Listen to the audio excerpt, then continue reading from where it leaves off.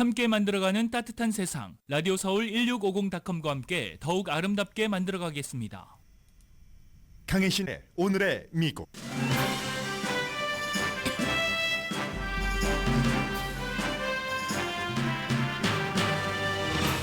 연방대법원이 주정부가 미성년자 성전환 치료를 금지할 수 있는지 여부를 판결하기로 결정했습니다. 이번 주는 기다림의 한 주일입니다. 연방대법원의 낙태 판결이나 대선 후보 토론회가 가장 중요한 기다림입니다. 보스턴 글로브는 트럼프 전 대통령의 바이든 현 대통령에 대한 트래시 터킹이 오히려 토론에서 바이든 대통령을 도울 것이라고 보도했습니다.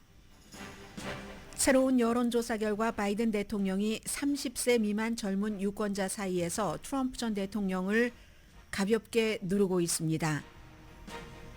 바이든 행정부가 값싼 주택을 더 많이 공급하기 위해서 새로운 조치를 발표합니다. 팬데믹 때 시작된 줌 미팅이 잦아지면서 미팅에 참여하지 않거나 카메라를 끄는 직원들도 늘어납니다. 뉴욕 지방검사가 친팔레스타인 시위 도중 학교 건물을 17시간 동안 점거한 학생 대부분을 기소하지 않자 논란입니다. 트럼프 지지자들은 트럼프를 기소한 검사가 시위대를 기소하지 않는다고 비난합니다. 사망자가 22명인 한국 리튬 배터리 공장 화재 사건은 세계 언론이 보도합니다. 한국이 강한 전기자동차 등의 필수적인 배터리 공장에서의 이 리튬을 만드는데 워낙 강하고 그런 한국에서 일어난 사건이기 때문이며 미국에서도 비슷한 화재가 많이 일어나고 있습니다. 여러분 안녕하십니까? 오늘의 미국 강혜신입니다. 오늘은 아마도 이번 한 주일에 월요일부터 금요일, 토요일까지 날마다 우리가 분명하게 지켜봐야 될 그럴 이슈들이 있습니다. 그러나 그 전에 좀 전에 나온 뉴스부터 좀 전해드리겠습니다.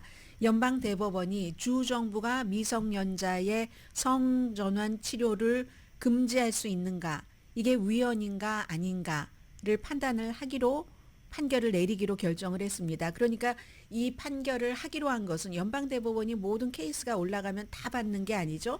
어떤 것은 그냥 설명 없이 기각하기도 하고 또 어떤 사안은 약간의 설명을 곁들여 우리가 판단할 내용은 아니다라면서 돌려보냅니다. 하급법원으로 돌려보낸다든지.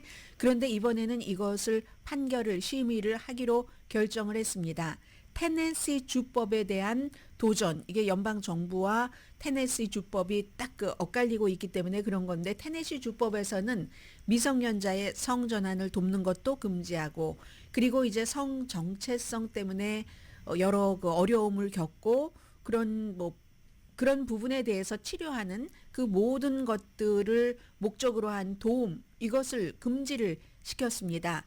그러자 이제 여기에 대해서 연방법무부는 수정헌법 14조 위반이다라고 주장을 하는데, 수정헌법 14조는 평등보호조항입니다. 미성년자들을 무슨 성이라든가 모든 것에 상관없이 똑같이 보호해야 된다, 이런 그 조항이죠. 지금 미국에서 19개 주가 테네시주와 비슷한 법을 갖고 있습니다.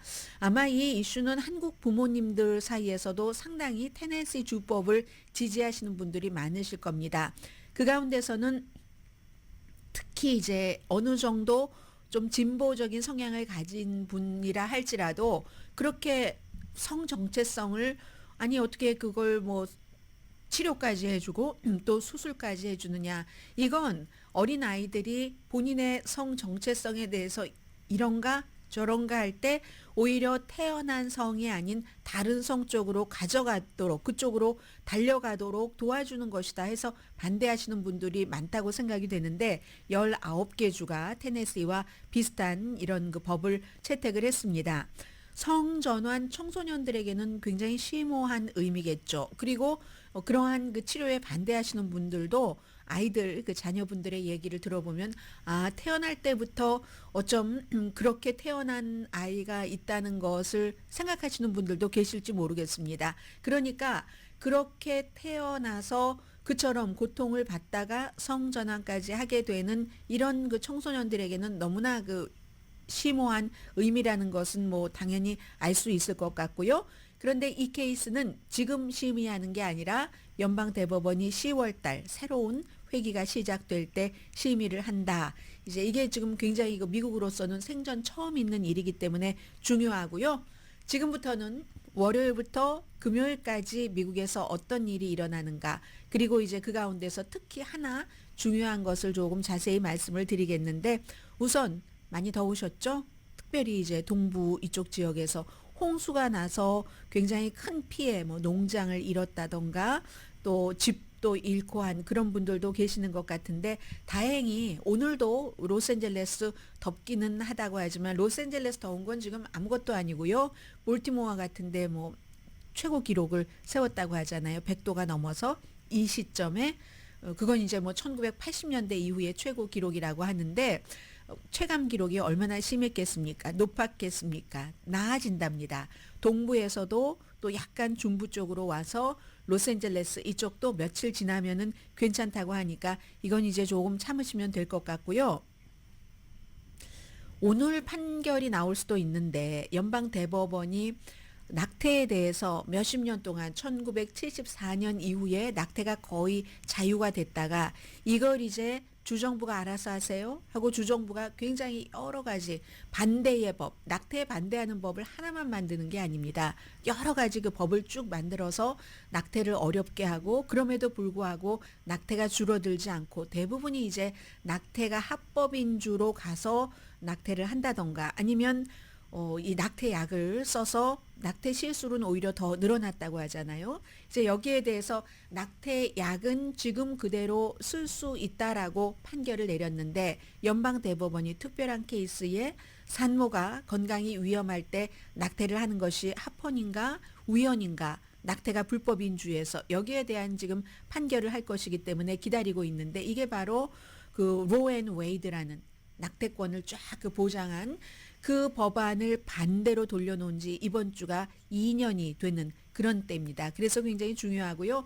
그러니까 이제 당연히 여성인 그 카멜라 해리스 주지사가 이 문제를 가지고 지금 메릴랜드에서 얘기하고 있는 것 같은데, 열심히 이제 선거 캠페인 홍보를 하겠죠. 바이든 대통령도 마찬가지입니다. 오늘 나온 비디오를 보니까 트럼프 전 대통령이 다시 11월 선거에서 당선되면 이제는 이 낙태 이런 것을 거의 불법화하는 게 많은 그런 주를 반 정도는 만들어 놨으니까 이회에는 이제 인공수정이라든가 피임에 대해서도 막는다, 이런 논의를 할 것이다 라는 선거 캠페인 그 비디오를 발표를 했습니다. 낙태 금지는 이제 시작일 뿐이다 하는 그런 얘기고요.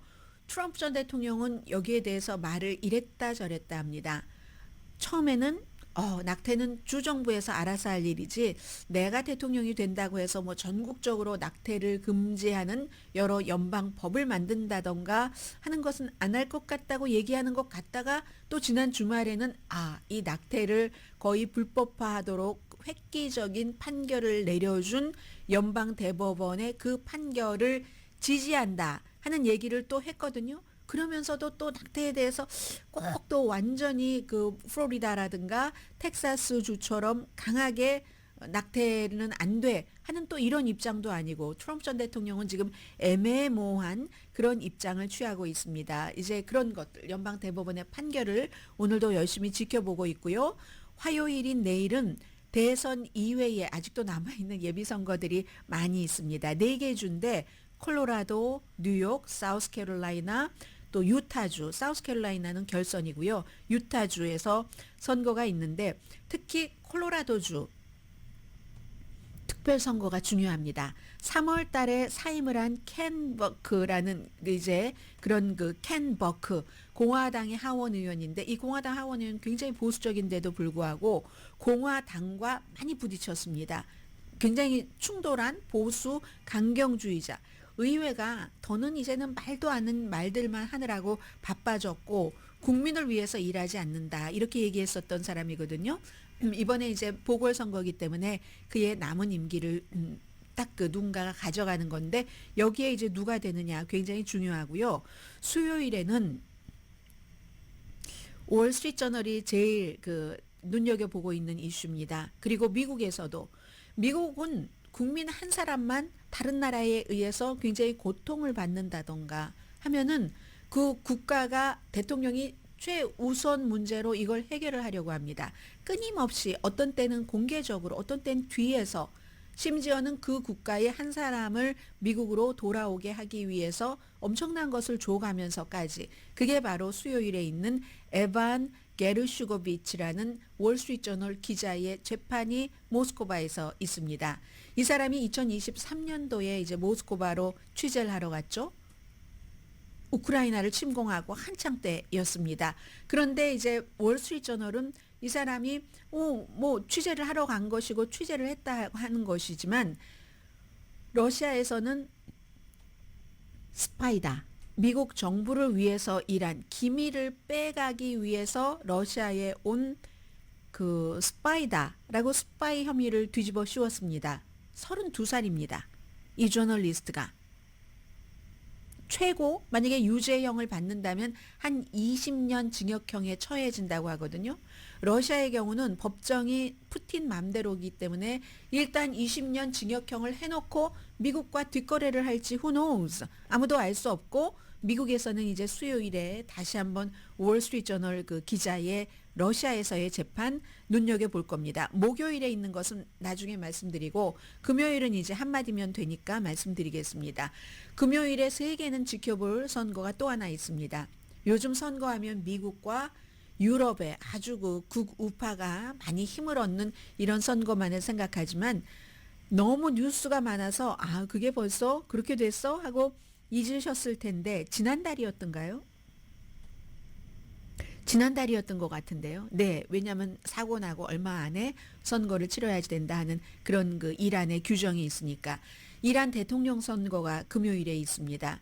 이 대통령이 헬리콥터를 타고 가다가 아주 미국으로부터 여러 가지 경제 제재를 받았기 때문에 새로운 그런 그 대통령 전용기를 탈 수가 없습니다. 구소련 시대에 그야말로 터벅터벅한 그런 헬기를 타고 가다 사고가 나서 대통령만 숨진 게 아니라 장관도 숨졌고 그것도 어쩌면 이란의 최고 지도자가 뒤에서 자신의 아들을 또 대통령으로 만들고 최고 지도자로 만들기 위해서 파놓은 함정이다라고 생각하는 사람도 있고 이 내용은 영원히 풀어지지 않을 겁니다. 왜냐하면 헬기가 굉장히 그 기후가 나쁠 때 추락을 했기 때문에 그 이후에 지금 있는 선거기 때문에 누가 여기서 대통령이 되는가 뭐 여러 사람이 나왔죠. 여러 사람이 나왔는데 이란 같은 나라를 이럴 때 우리가 지켜볼 수 있는 게 이란은 대통령 후보가 나와도 대통령 그 가디안 카운슬이라는 이 위원회가 6명이 있는데 이 6명이 승인을 해야지만 대통령 선거에 나갈 수가 있습니다. 80명 후보 가운데서 12명이 이제 뭐 아무튼 뭐 추려지고 해서 뭐 어떻게 해서 이제 몇 명이 됐는데 그 몇 명 가운데 여성들도 뭐 몇 명, 4명인가 있었는데 한 명도 후보에 오르지 못했고요. 그래서 이제 이란의 선거가 금요일에 있고 이번 주에 가장 중요한 것은 목요일에 있는 대통령 후보 토론회입니다. 다른 해의 대통령 선거 해 같았으면 대통령 후보들이 토론을 할 때 여러분들 얼마나 보세요? 물론 대통령 후보 토론회니까 보통 이제 3번을 하고 이번은 2번은 결정이 됐고요. 그럴 때 첫 번째는 시청률이 높죠. 그리고 두 번째, 세 번째가 되면 사람들이 별로 안 봅니다. 그리고 첫 번째도 다 끝까지 안 봐요. 이번에도 90분인데 저 같은 사람이야 90분을 보고 또 돌려보고 하겠지만 많은 분들은 시간도 없으시고 어차피 뉴스에서 해줄 텐데 다 보지 않습니다. 그런데 이번에는 트럼프와 바이든 이건 역사적으로 또 새로운 거거든요. 전직 대통령과 현직 대통령이 겨루는 게 처음이기 때문에 바로 붙어 있잖아요. 그래서 전직 대통령과 현직 대통령이 대통령 후보로서 토론을 하는 것도 처음입니다. 그런데 이제 트럼프 그 전 대통령이 지금까지 그 여러 가지 이제 유죄 판결을 뉴욕에서 스토미 데니엘스라는 포르노 배우에게 돈을 준 것에 대해서 판결을 받고 나서 쭉 선거 유세를 하는데 선거 유세를 하면서 너무 많은 말들을 했어요. 너무 많은 말들을 한 뒤에 있는 CNN이 이번에 그 주도하는 토론회고요. 제이크 테퍼는 굉장히 트럼프 전 대통령과 많이 그 격돌을 했었던 사람인데요. 그리고 데나 배쉬 이스라엘 하마스에 관한 질문이 저는 관심이 갑니다. 왜냐하면 데나비에 씨가 주이시로서 굉장히 친이스라엘적인, 그렇지 않으려고 노력을 하지만 어쩔 수 없이 본인의 성향에 따라 나오는 그런 것이 있기 때문에, 그래서 저는 그게 궁금하고, 애틀란타, 그러니까 CNN 본사가 있는 곳이죠. 거기서 청중 없이, 그리고 한 사람이 발언할 때 마이크를 끕니다. 이건 트럼프 전 대통령이 4년 전에 바이든 대통령 말할 때마다 끼어들어서 결국은 이 진행이 되지 않았던, 이제 그랬기 때문에 룰을 그렇게 정했고, 트럼프도 이번에는 지난번에 내가 좀 너무하긴 했지 하면서 이 룰에 어그리를 했습니다. 로스앤젤레스 시간으로 저녁 6시에 이제 후보 토론이 있는데, 트럼프 전 대통령이 주말 사이에 나는 후보를 이미 정했다 이런 얘기도 했고요. 그러나 전당대회 때 7월 15일부터 18일까지 위스콘신주의 미라키에서 열립니다. 거기서 발표를 한다고 했고, 그리고 또 워싱턴에서 열리는 아주 보수적인 종교 연합체의 그런 미팅에서는 이 격투기를 말이야, 이민자들끼리 격투기를 하고, 그리고 나중에 이민자가 아닌 사람들한테 딱 붙여보면 이민자들이 이길 수도 있을걸? 그만큼 폭력에 대해서 폭력과 이민자들을 연결시키는 그런 거죠. 그런 얘기도 했고, 칼 로브라는 아들 부시를 대통령으로 만든 사람은 확실히 선거에 영향을 미치기 위해서 스토미 데니엘스라는 포르노 배우에게 13만 달러를 주고 이걸 이제 사업상으로 거짓으로 처리한 것에 대해서 유죄 판결을 받은 뒤에 트럼프의 지지율은 무당파 측에서 떨어지고 있다. 이제 이런 얘기도 나왔고요. 그리고 이제 연방 대법원이 대통령의 면책 특권에 대해서도 이번 주 안에 아마 발표가 나올 것이기 때문에 이것도 지금 봐야지 되는 거고, 이 면책 특권이라는 것은 의사당 폭동 사건에 관한 것인데, 거기에 대해서 트럼프의 변호인 측에는 대통령은 다 면책 특권이 있다. 그러면 특별검사는 아니지. 현직 대통령일 때만 면책 특권이 있는 거지 전직 대통령은 면책 특권이 없어. 의사당 폭동 사건 때 한창 탄핵 재판이 있을 때 트럼프의 변호팀들이 했었던 얘기가 그거잖아. 대통령에서 물러나고 나면 법적으로 심판받으면 되는데 구태여 지금 탄핵시킬 필요가 있겠는가라고 얘기하지 않았는가. 지금이 그때다. 현이 아니라 전 대통령이기 때문에 면책특권이 없다. 이렇게 기소한 특별검사는 얘기를 합니다. 그러면 또 변호팀에서는 아니야. 대통령은 상대를 정치 라이벌을 암살을 하라고 암살 지시를 명령했어도 면책특권이 계속 있는 거야. 이렇게 얘기를 합니다. 여기에 대해서 연방대법원이 어떤 판결을 내놓을지도 굉장히 궁금하거든요. 연방대법원이 어쩌면 목요일에 토론하기 전에 판결을 내놓을 수도 있습니다. 그럼 다른 모든 것들 다 뒤로 가고 바로 그 토론에서 그 점이 굉장히 이제 중요하게 부각이 될 것 같고요. 그 밖에도 이 트럼프 전 대통령이 최근에 하고 있는 여러 가지 말들이 오히려 바이든에게 도움이 될 것이다라는 그런 얘기들도 있거든요. 그건 뭐 악시오스라든가 아니면 오늘 신문 일면에 보스턴 글로브가 얘기한 것이라든가. 그래서 여러 가지 이 상황이 과연 여러분 궁금하지 않으세요? 저는 궁금합니다. 토론이라고 하는 것은, 특히 대통령 토론, 후보 토론이라고 하는 것은 평소에 토론 잘하는 사람이 또 토론에 이기는 것도 아니거든요. 물론 평소에 토론을 잘하는 사람이 이기기도 합니다. 그런데 과거에도 보면은 버락 오바마 같은 사람이 정말 토론을 수려하게 의미도 있으면서 아주 그냥 딱 현실감 있게 잘하는데도 첫 번째 토론에서 못했거든요. 밀려났거든요. 그래서 두 번째에 만회를 하긴 했지만, 그래서 지금으로서는 트럼프 전 대통령이 토론을 잘한다고 볼 수도 있지만 이제 막 팩트 체크를 해나가겠죠. 토론하는 도중에 팩트 체크를 하다가 팩트 체크를 도저히 못하는 이런 상황이 또 올지, 아니면 이번에는 트럼프 전 대통령이 그런 거짓말 같은 것은 하지 않으면서 토론을 할지, 거기에 따라서 토론을 누가 더 잘했느냐가 판가름이 나기 때문에, 그리고 지금처럼 너무나 사람들이 트럼프도 싫고 바이든도 싫다 할 때는 한번 토론을 보고 그 인상만으로 쭉 11월 달까지 갈 수도 있고, 아니면 지금 너무 두 사람 다 싫은데 토론을 보고 약간의 마음이 바뀌는 이런 기회가 될 수도 있기 때문에 목요일에 있을 첫 번째 대통령 후보 토론회는 무척 중요하고 역사적인 날이 될 겁니다.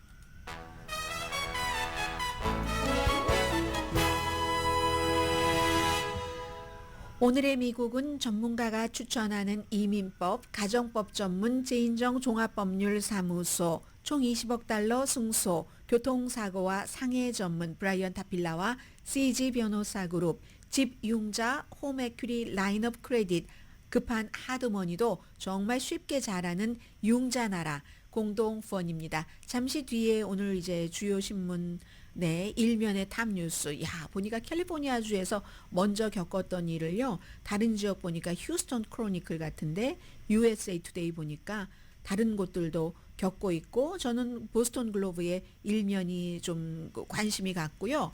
금요일에 월스트리트 저널이 보도한 것에 대한 후속 기사와도 같은 것이 또 오늘 뉴욕타임즈 일면에 실렸고요.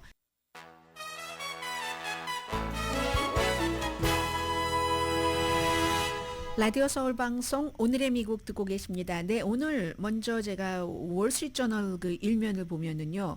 중고차 요즘 뭐 새 차 너무 비싸서 중고차 사시는 분들도 많으신데요. 중고차에 위조 에어백이 사용되는 게 완전히 그 추세가 돼 갔다고 보도를 하고 있거든요. 그래서 주로 이제 이베이 같은 데서 위조, 가짜죠. 가짜 이 에어백을 많이 파는데 지난 1년 동안 최소한 5명이 이 가짜 에어백 때문에 숨지거나 심각한 부상을 당했다 하는 겁니다. 그래서 어떤 케이스는요, 이 자동차 사고가 났고 에어백이 터졌는데 에어백이 폭발했는데 가짜 에어백이었습니다.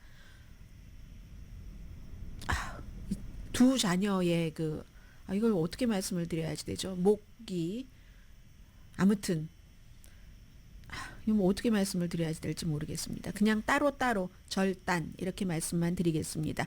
그래서 경찰이 가짜 에어백을 사용하는 경우를 여러 차례 이제 체포를 했지만 이게 판매자를 추적하기가 굉장히 어렵다는 점을 경찰도 인정을 한답니다. 아니 여기저기서 이렇게 온라인에서 떠돌기 때문에 그래서 이제 반드시 자동차 중고 자동차를 파시는 그 리세일러에게 승인된 그런 곳에서만 에어백을 구입하라 이렇게 얘기하는데 중고 자동차 딜러도 그러니까 여러분들께서 잘 가셔야지 되는 거죠. 믿고 갈 수 있는 곳에 가야지 되는 거죠. 이렇게 싸다고 이베이 같은 데서 가짜 에어백을 달아서 싸니까 그렇게 해서 파는 그런 경우가 굉장히 많다 하는 내용이 있고요. 그리고 월스트리트 저널은 또 하나는 이건 이제 아마 모든 그 회사를 다니시는 분들은 회사에서 많이 들어보신 얘기일 겁니다.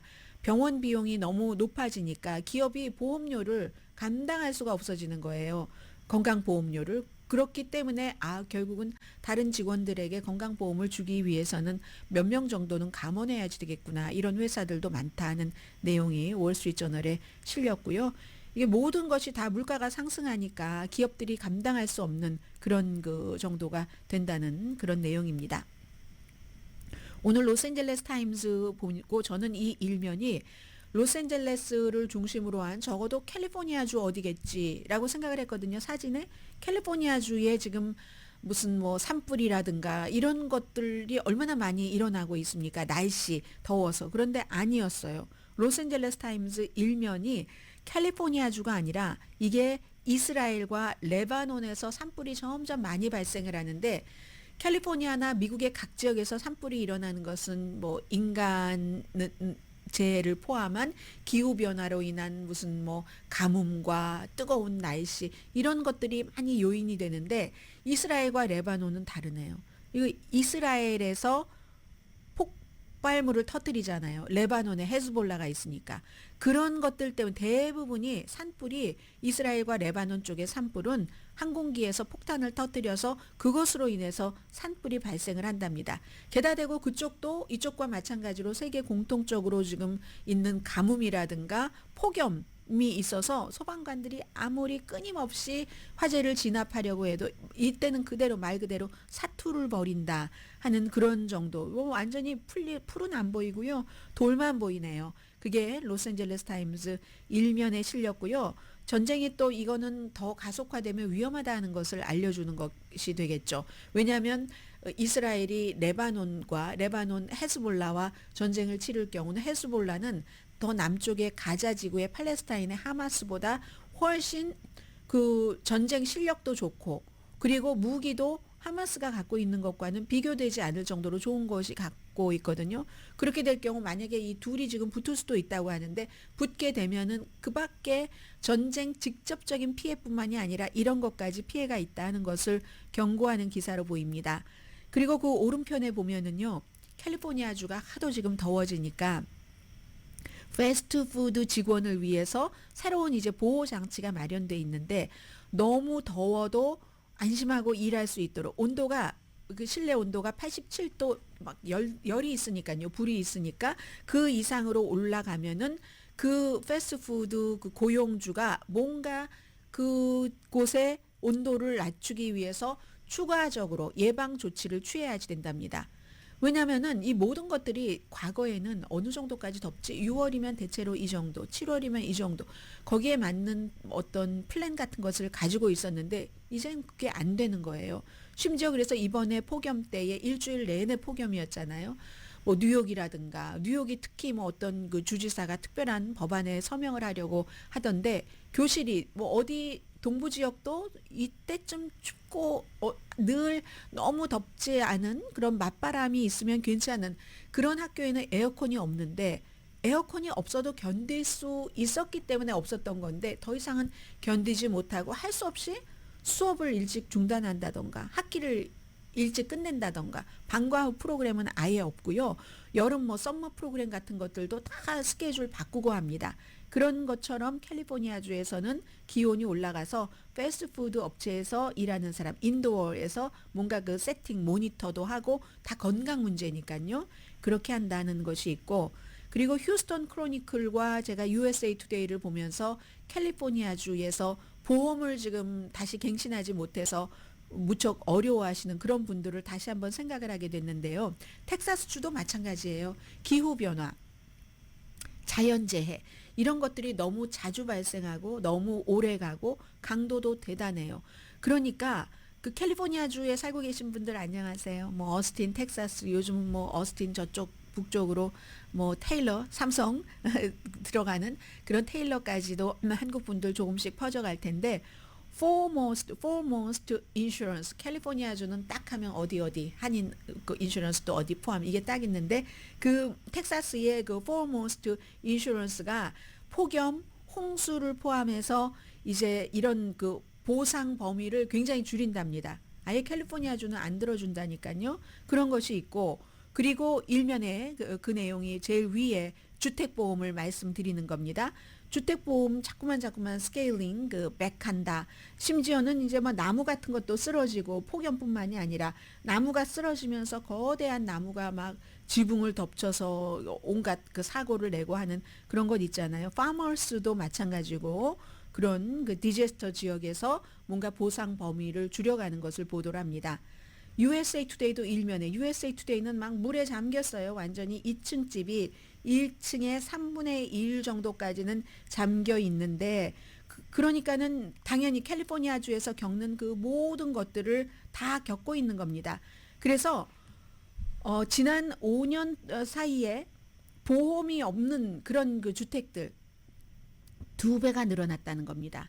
그리고 이런 것들은 이제 점점 더 커질 것이다. 이거 보험 갱신하실 분들은요.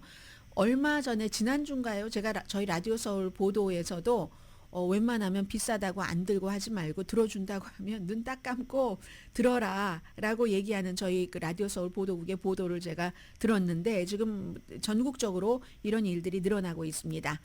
자, 그리고는 오늘 그 뉴욕타임즈를 보면은 하나는 지난주 제가 금요일 날 여러분들께 말씀을 드렸던 월스트리트저널의 일면에서 메타, 특히 인스타그램이 13살 된 그런 미성년자인데도 자꾸만 그 성적인 이런 것을 보여준다고 하잖아요. 아니면 폭력적인 것 그런 것들이 인성을 어떻게 가꾸겠습니까? 아직 정말 여리고 여린 그러한 그 사람들의 마음속에 그것과 연결된 건데 각 주의 그 총무처가 아니라 검찰총장, 법무장관이라고 많이 번역들 하죠. 법무장관들이 메타를 상대로 소송들을 엄청 한다는 겁니다. 45개 주의 이 법무장관들과 컬럼비아 그 디스트릭 이곳에서 지금 합동 소송도 하고 따로도 하고 12건 이상의 소송을 메타에 하는데 마크 저커버그의 메타가 성적으로 노골적인 컨텐츠 그리고 괴롭힘, 사이버 괴롭힘. 여기에 어린이들이 너무 많이 노출되는데 이걸 충분히 걸러내지 않고 충분히 어린이들을 보호하지 못한다는 겁니다. 메타의 주장과는 달리. 그리고 이런 것들은 중요한 게 어린 나이에 뭐 성적인 컨텐츠 이런 것에 중독될 수가 있죠. 괴롭힘? 재미로 보는 게 아니라 괴롭힘이요.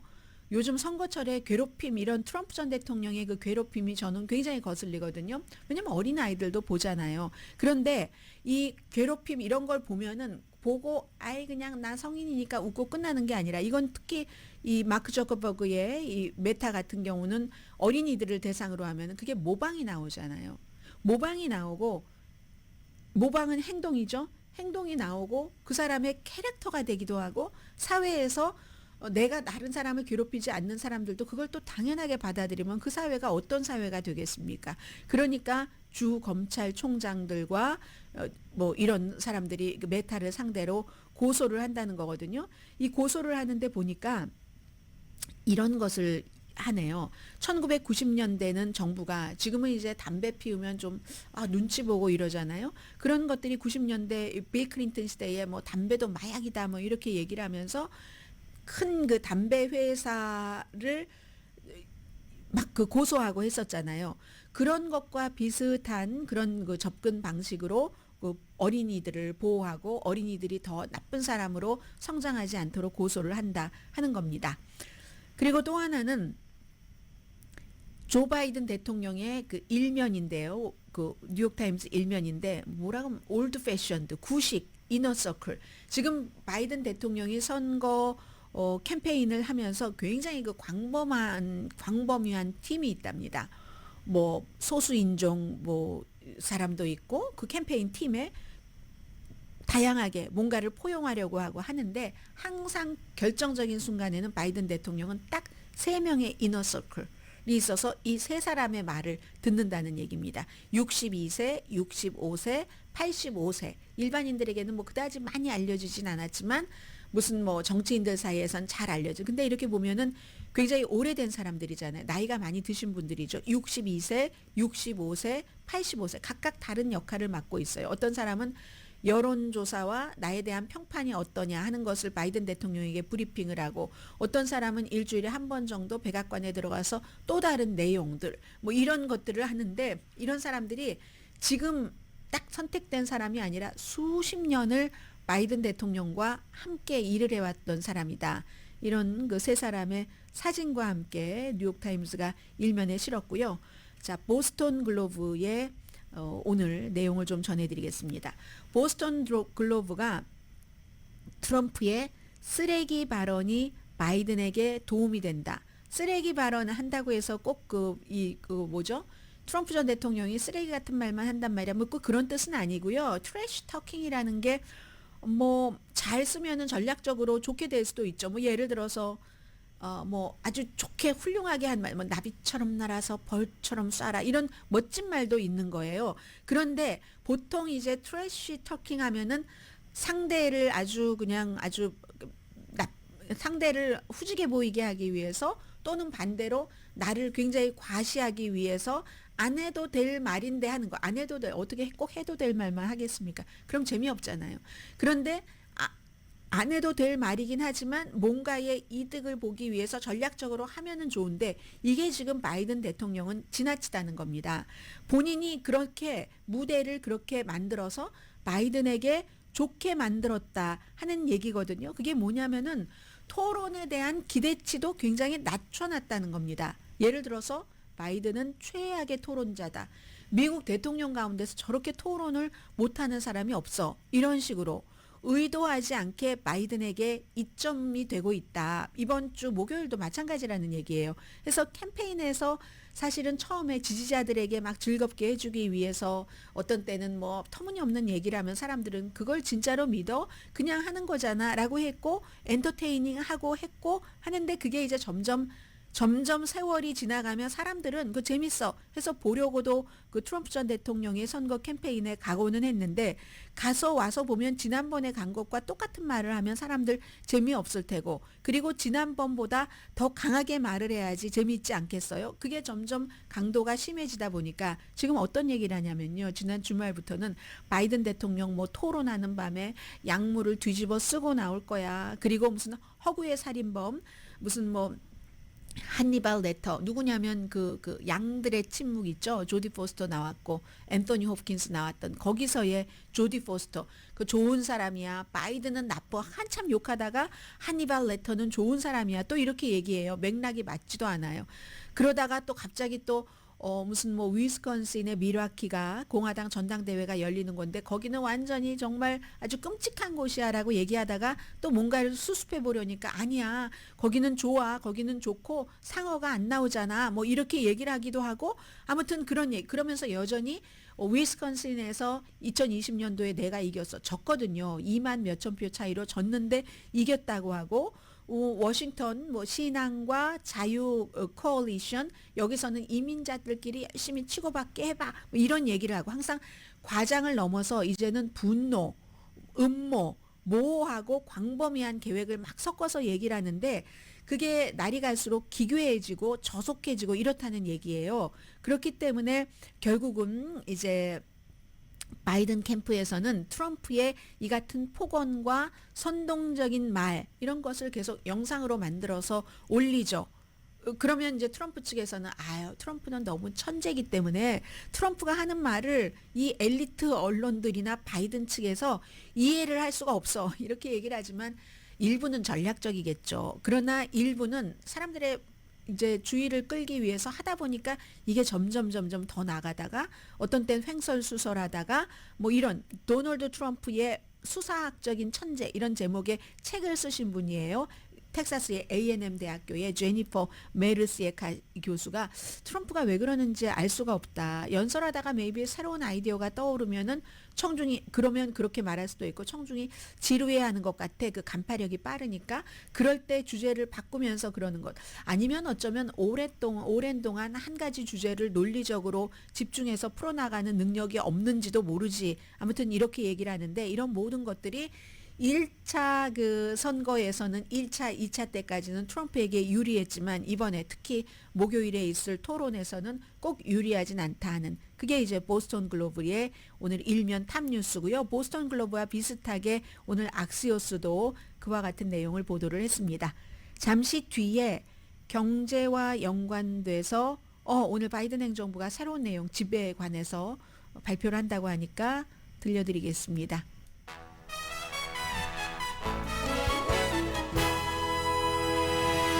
라디오 서울 방송 오늘의 미국 듣고 계십니다. 예, 나스닥은 많이 내려가고 다우지수는 많이 올라가네요. 나스닥은 특히 이제 그 엔비디아가 엄청 많이 내려갔습니다.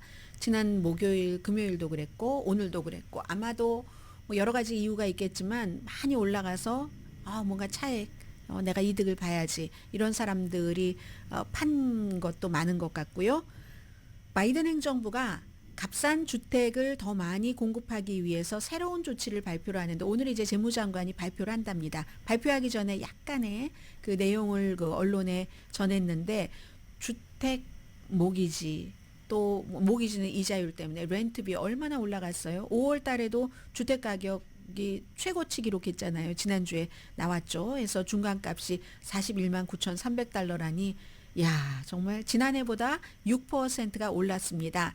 그런데 인구에 따른 수요와 공급도 있지 않겠어요? 그런데 인구 통계의 변화로 인해서 2000년대 이후에 주택 수요가 공급보다 많답니다. 그런데 공급은 지금 뭐 건축 자재도 비싸지고 해서 오히려 전보다 많이 못 짓고 있잖아요. 당연히 집값이 올라갈 수밖에 없죠. 이자율도 높으니까 사람들이 팔려고 내놓지 않으니까. 올해 뭐 이자율 한 번만 내린다고도 하고요. 9월이냐 11월이냐 9월이냐 11월이냐는 선거 전이냐 선거 후냐 이게 중요한 거잖아요. 그렇다고 하고 하니까 오늘 이제 제넷 옐런 그 재무장관이 발표를 할 기본적인 내용은 이겁니다. 3년 동안 추가로 1억 달러를 지원한다. 연방정부가 지원하는 그런 그 융자 프로그램들이 많잖아요. 그래서 연방주택대출은행의 프로그램을 이제 늘려간다. 특히 이거는 비싼 주택 사는 사람들 얘기하는 게 아닙니다. 돈 많은 사람들은 뭐 이제 캘리포니아주에서는 올 캐시로 집 사는 사람들도 많고 20% 다운페이에서 집 사기는 너무 어렵다고 하잖아요. 적어도 뭐 35% 정도는 하고 80% 하는 사람들도 많고 아우 집값도 그렇게 비싸졌는데 돈도 많아졌나 봐요. 아무튼 그렇다고 하니까 싼 집에 대해서 이렇게 연방정부가 대출을 늘리도록 아무튼 입장을 이렇게 갖고 있다는 겁니다. 그리고 또 저소득층 주택의 세금 공제 혜택이라든가 아니 줄 수 있는 그 혜택은 다 준다고 연구를 해보는 겁니다. 그런 것을 확대하기 위해서 의회에서 초당적으로 법안을 통과시켜달라. 돈 문제는 다 의회에서 통과가 돼야지 되니까요. 그리고 이제 각 지역마다 이제 특징이 다른데 주택 개발에 대해서 지나치게 어떤 그 규제를 하지 말아라. 규제를 너무 많이 하면 집을 지어봤자 뭐 규제 이것 떼고 저것 떼고 하면 남는 게 없으니까 또 집을 안 짓잖아요. 개인이 돈이 너무 많아서 혼자 처음부터 끝까지 다 짓는 사람을 빼고는 그래서 법적인 장벽을 제거하라. 의회도 뭐 어떤 그 싼 주택을 사는 사람들 세금 감면하라. 연방정부는 나름대로 어떤 융자금을 늘리겠다 하는 게 내용이고요. 그리고 오늘 저는 심각하게 보고 열심히 봤었는데 여러분들께는 간단히만 전해드리겠습니다. 리튬 배터리 공장 화재로 지금 22분이 사망하셨고 한국에서요. 그러니까 화성 경기도죠. 뭐 서울에서 그다지 멀지 않잖아요. 거기서 일하고 계신 분들 가운데 18분이 중국에서 온 이민 노동자죠. 라오스계 1명, 2명은 한국 분이셨는데 2명 지금 병원에 입원했고 6명 약간 부상 입었고 실종자 1분 찾고 있고 하는데 102명이 일하고 있는 공장인데요. 공장 2층인데 출구도 열려 있었답니다. 그러니까 이분들이 리튬이 딱 불이 붙어서 폭발이 팍팍팍팍 연속적으로 있고 나서는 그 유독성 가스 다른 물질 때문에 결국은 대응할 시간이 없어서 문이 열린 출구가 있어도 못 나왔다는 거죠. 그리고 35,000개 리튬 배터리 셀 중에 일부에 불이 붙어서 연속적으로 폭발한 건데 이게 한국이 지금 굉장히 강한 산업 분야잖아요. 그런 점에서 세계에서 뭐 미국 매체뿐만이 아니라 다른 모든 세계 매체도 보도를 하는데 또 전기 자동차라든가 요즘 많은 곳에 리튬 배터리가 들어가기 때문에 미국에서도 또 이런 그 작은 사고들이 있답니다. 한국으로서는 굉장히 큰 사고고요. 더군다나 진압하는데도 몇 시간이 걸렸는데 뭐 소방차 같은 거 다 들어갈 수 있는 도로였어요. 그런데도 왜냐하면 리튬이 물과 결합을 하면 이게 또 강하게 반응을 한다고 하네요. 그래서 젖지 않은 모래로 이걸 전부 진압을 했어야지 된다는 것이고 아직도 어디서 터질지 모르니까 조금은 더 조심을 해야지 된다고 하고요. 이런 때 세계가 이런 것을 보도를 하면서 한국이 화재가 참 많다. 2018년도에 대부분 노인 환자인 50명이 계셨던 스프링클러도 없는 병원 화재로 그런 분들이 사망을 했다. 2017년도에도 무슨 뭐 목욕탕 짐 화재로 29명이 숨졌다 등등 뭐 이런 내용들까지 함께 보도를 하고 있습니다.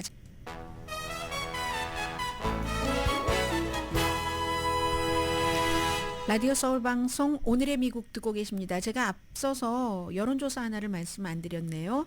CBS와 YouGov 영국의 공동 여론조사 했더니 젊은이들 30세 미만 유권자 사이에서 61%가 바이든 대통령 지지했고 트럼프 전 대통령 지지자 38%, 23% 차이면 좀 여유 있는 편입니다. 보통 젊은이들은 낙태, 기후변화, 인종, 다양성 이런 것을 중요하게 생각하죠. 그것도 넘버원이 낙태입니다. 57%, 54% 기후변화가 가장 중요합니다. 52% 인종과 다양성. 30세 이상은요. 30세 미만은 57%가 낙태가 가장 중요합니다 했는데 30세 이상은 반 정도가 낙태가 가장 중요하다고 했고요. 37%가 기후변화, 36% 인종과 다양성. 특히 18살에서 29살 사이는 바이든 대통령의 뭐 학자금 탕감하는 거 굉장히 지지하는 거 뭐 당연하지 않겠어요? 72%, 반대가 28%. 등록된 유권자들이 두 사람 다 젊은이 우리를 이해를 못해요. 26%가 바이든은 이해해요. 20%가 트럼프를 이해를 해요. 그런데 젊은 사람들은요. 투표할 뜻이 별로 없습니다. 투표할 뜻이 지금 물어봤더니 66% 투표하겠습니다. 이에 비해서 65세 이상은 94%가 투표한다. 이렇게 발표를 했습니다.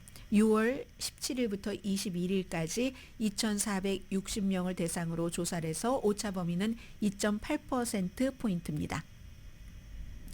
엘빈 블랙이라는 맨하탄 지방검사가 주말에 야단을 많이 맞았고 오늘 이제 뉴욕타임스가 이 내용을 자세히 보도를 했는데 컬럼비아 대학교 해밀턴 홀에서 친팔레스타인계 학생들이 이제 그 홀을 점거를 하고 17시간 경찰과 대치하다가 경찰이 와서 아주 좀 잔혹한 방법이기도 했어요. 그렇게 이제 다 끌어내고 했는데 46명이었습니다. 그런데 이 검사가 31명을 기소하지 않기로 결정을 했습니다. 그 이유는 그 검사실에서 대변인이 얘기를 하기를 무단 침입과 경범죄 이외에 다른 형사 혐의를 입증하기가 굉장히 어렵다. 왜냐하면 비디오 같은 것들도 한정이 돼 있고 하면서 그리고 그날 시리 칼리지의 학생과 직원 22명도 기소됐거든요. 그 기소도 거의 이제 그 가운데 22명 가운데 9명은 기소를 기각했습니다.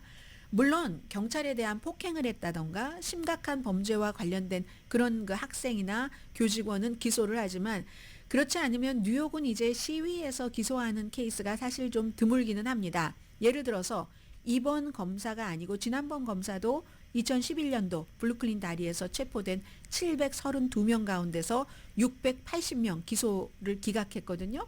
그리고 무슨 뭐 블랙 라이브스 매러 시위 도중에 5,000건 기소 케이스도 뭐 거의 이제 그 전 검사도 기각을 했습니다. 그런데 여기에 대해서 사람들이 많이 비판을 하고 있는 것은 트럼프의 지지자들이 엘빈 블랙이라는 맨하탄 지방 검사가 트럼프 전 대통령을 기소해서 스토미 데니엘스 케이스로 기소를 해서 이긴 검사입니다. 그리고 이제 트럼프를 기소하는 것이 나의 무슨 내가 트럼프를 가장 잘 기소할 수 있어 공약하고 나서 검사 선거에서 당선된 사람이잖아요. 그런데 많은 사람들은 컬럼비아 대학교 또 그 시리 칼리지의 시위대 대부분이 학생이잖아요. 이 학생들이 폭탄 던진 것도 아니고 총을 쏜 것도 아니고 강도질한 것도 아니고 마약 거래를 하지도 않았는데 본인을 위해서가 아니라 팔레스타인에서 굶주리고 숨져가는 어린이들을 위해서 휴전하라 하는 시위였는데 그걸 기소를 해야지 되는가 중범으로 이런 생각을 하는 사람도 많습니다. 오늘의 미국은 전문가가 추천하는 이민법, 가정법 전문 제인정 종합법률사무소 총 20억 달러 승소, 교통사고와 상해 전문 브라이언 타필라와 CG 변호사 그룹, 집융자 홈 에퀴리 라인업 크레딧, 급한 하드머니도 정말 쉽게 잘하는 융자 나라 공동 후원이었습니다. 10시에 브라보 마이 라이프 방송됩니다. 그 말씀을 안 드렸네요. 팬데믹 때는 줌 미팅 많았는데 지금도 줌 미팅 많은데 하도 하다 보니까 사람들이 화면은 꺼놓고 보이스로만 하거나 아예 나가서 줌 미팅의 파워가 많이 줄어들고 있다는 내용도 있습니다. 강희신이었습니다.